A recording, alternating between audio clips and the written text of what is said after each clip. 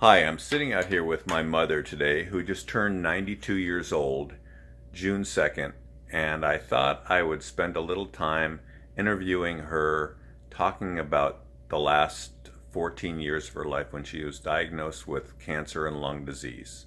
So let me introduce my mother. Hi, Mom. So, regarding the last, let's say since 2003, was it? The end of 2003? No, I was diagnosed with cancer 2004. 2004. And December. yeah, and in November you were diagnosed with COPD. So, kind of a double whammy. And so I remember in 2005 you had your cancer surgery, and they said at the time that there seems to be confusion whether it was stage 3 or 4, but they said that they recommended you have surgery. So you had the surgery, and then they cut out 6 inches of your colon, 5 or 6 inches of your colon. I'm not sure. I do know I had a resection. Yeah, and then they recommended that they said that there was 28 lymph glands they took out, and 9 of them were positive, so they said it had spread, and they recommended that you did chemotherapy. Strong chemotherapy. Yeah, and where they said you'd lose your hair and felt nauseous, and if you did live, they said that there's a 30 to 50% chance you'd live 4 to 7 years. And so you turned that down. So my first question is, why did you turn it down? Because I didn't want to hang over the toilet bowl, which you told me I would.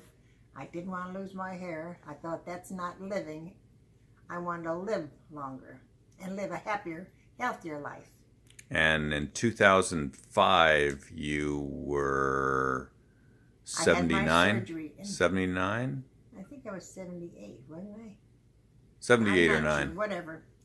So you're getting close to 80 anyways. I had the surgery in 2005, February. So you turned down the chemotherapy, and what did you do instead? Well, a friend of mine gave me a book to read. It was called How to Fight Cancer and Beat It. And it had different alternative methods. And you recommended a little Asian girl. And she gave me, I can't remember the name of it. Yeah, well, it was specific herbs for cancer. Yes. And I went through that. And then I went through Stephen Steitler. Gave me Arcinium and Carcinosin. Which are homeopathic. Homeopathic medicine for cancer. So what you did every day was, in the morning you had herbs. You had like a half a teaspoon of the herbs in the morning, and then sometime throughout the day you did the homeopathics, which was called the plussing method, which was 2.5 hours every day, every 15 minutes. Yes. And you did that for how long? Oh, I'm not sure how long At least a year. Yeah. Every single day of your life. Every single day of my life. But I was never sick. Right, right. I was never nauseous. And then you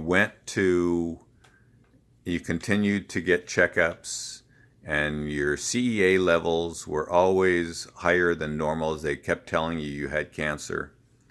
And then finally, after, I think it was just shy of 2 years, you stopped doing the herbs and the homeopathics. Well, I went to Dr. Arimi, and he gave me a colonoscopy. And he said he did not see any cancer. Right. But they kept telling you when you went back to the oncologist that you had cancer. Yes. But they don't know where it is. They don't know where it is. Right. And they said most likely it was going to spread. But I also had this little lymph node in my neck that it came out as a hot spot. Yeah, when they did a CT, because they were looking for cancer. Yeah. But it turned out to be benign. That's benign. Right. And then you also had COPD, and at the time you were diagnosed with COPD, they gave you Advair. I was on Advair, albuterol, and can't remember the third one now. As well as a puffer. Yeah, as well as a puffer. I And remember. I was doing this 3 to 4 times a day. And then how long were you on? Didn't you have oxygen for? In 2006, I was in the hospital again for breathing medication. That's when they put me on oxygen 24 hours a day, 7 days a week. Yeah, and that was because you had pneumonia. Yeah, and I had the big tank in my house. Right. I had a little hose attached to the tank. And did they tell you how long you'd have to stay on oxygen 24/7? Dr. Dowds told me I'd be on oxygen almost the rest of my life. Right. So, how did you? So right now, so you were on, I think 4 drugs, including the puffer. It was albuterol and Advair, and the other one was a common name. I forgot what it was. No, I can't think of it right now. But so systematically, I remembered you going off those drugs because of the cost.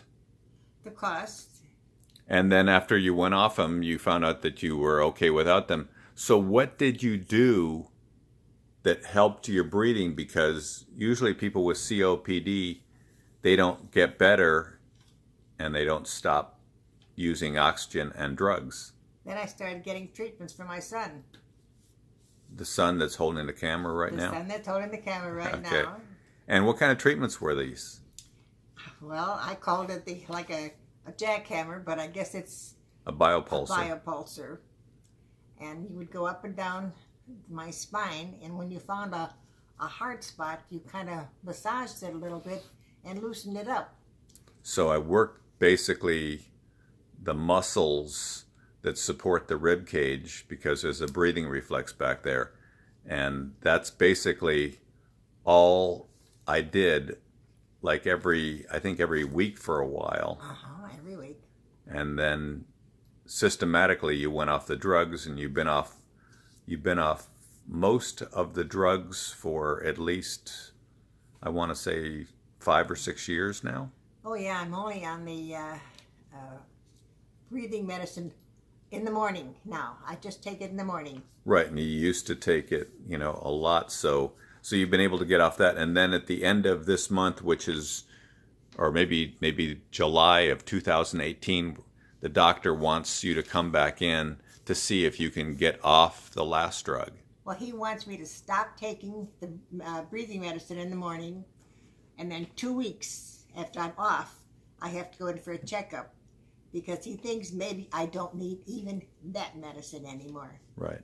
Because my oxygen level has been 95 and 96. Right, and people with COPD don't generally get this. No. So, Unless I was misdiagnosed, I don't know. right. So, do you think those muscle treatments really helped you breathe? Oh, definitely. Because when I go out now to bingo, they don't believe I'm 92, the way I can move around. Right. Yeah, by the way, we forgot to tell you guys that my mom just turned, well, maybe we did say you were 92. Yes, we did. Yes. So anyways, basically the reason for this is just to document this and to give people a little hope that just because a doctor tells you that you have cancer and or lung disease, that not to give up, and there's hope. And we're looking at one of the biggest inspirations that not to give up and keep a positive attitude. And right now they can't find cancer in you. No, they can't. And but you still get a blood test and it says that your CEA level is higher than normal. But other than that, they can't find anywhere that it's spread. Well, I was a smoker, and they say because I was a smoker, my CEA level will be higher than normal. Right. But I haven't smoked in, what? Since you were diagnosed. Yeah. Right. Okay. Was there anything else you wanted to add?